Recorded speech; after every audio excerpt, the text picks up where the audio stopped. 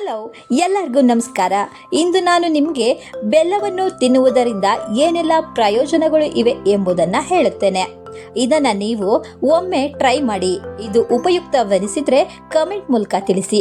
ಕೀಲುನೋವಿನ ಸಮಸ್ಯೆಯಿಂದ ಬಳಲುತ್ತಿರುವವರು, ಋತು ಸಮಸ್ಯೆ ಇದ್ದವರಿಗೆ ಬೆಲ್ಲದ ಸೇವನೆ ತುಂಬ ಒಳ್ಳೆಯದು.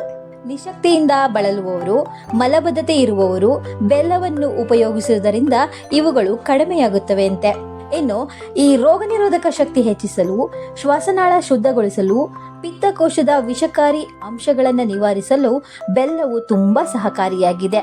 ಜೀರ್ಣಕ್ರಿಯೆ, ಅಸಿಡಿಟಿ, ರಕ್ತಹೀನತೆ ಮತ್ತು ರಕ್ತ ಶುದ್ಧಿಗೊಳಿಸಲು ಬೆಲ್ಲವು ತುಂಬ ಒಳ್ಳೆಯದು.